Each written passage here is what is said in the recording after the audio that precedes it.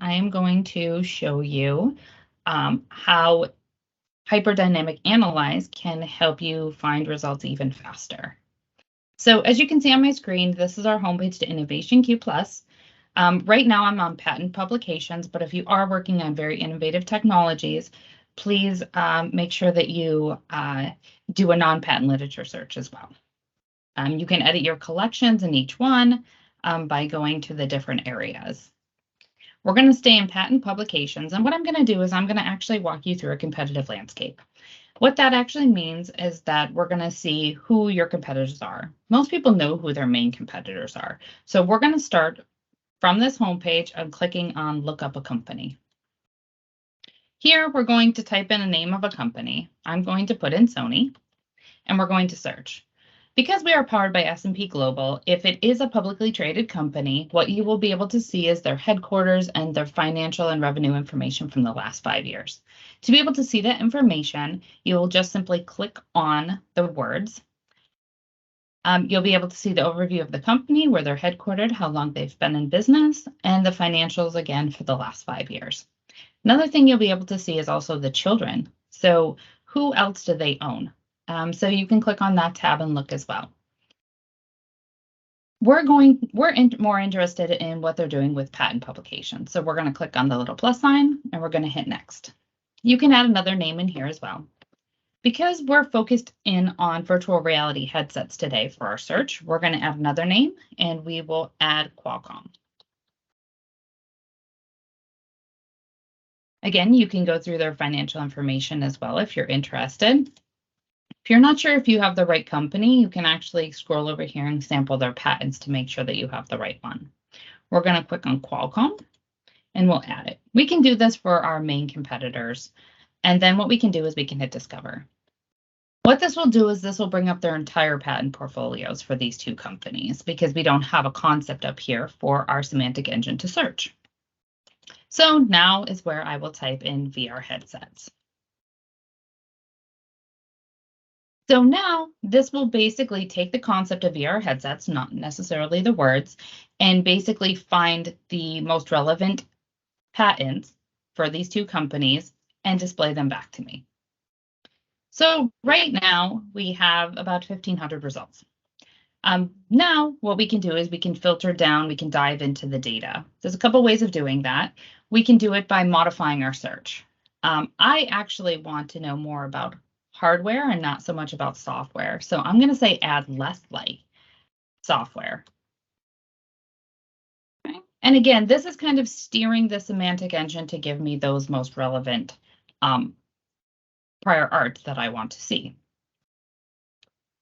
We can also use our visuals here and click on take a look at publication date. It looks like it kind of peaked a couple years ago, so maybe we want to add that in as a data filter.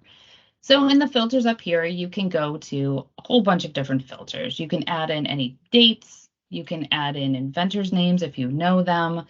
Any text is helpful if you're really diving into something where you absolutely want those same words.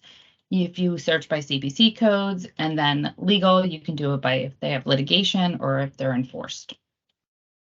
Okay, so this is our standard search engine. You can get there pretty quickly. What I'm going to do is I'm going to click on HD Analyze. So what is hyperdynamic analyze? What it's going to do is it's going to bring up a whole bunch of different modules.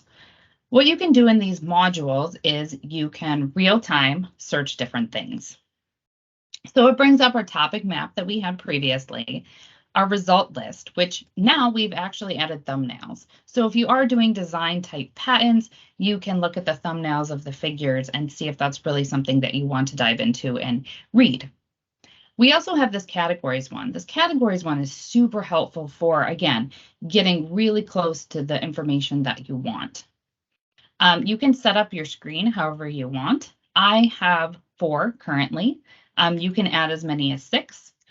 You can move them around. You can adjust how you want to look at things, all sorts of ideas.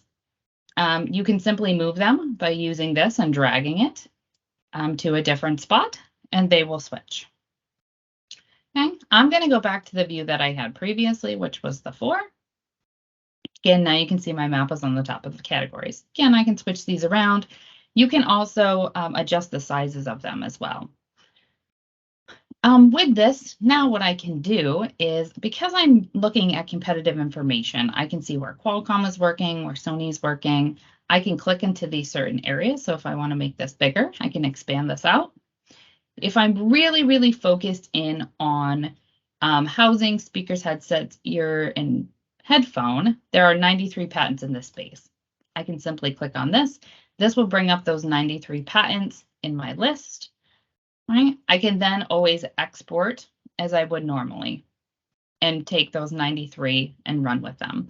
It breaks down the Sony versus Qualcomm amount in this space, and it also shows you where they are located on the map.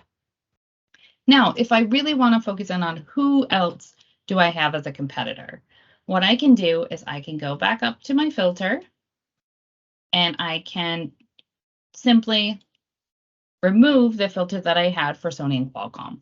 What this is going to do is this is going to build out the entire space around the concept of VR headsets.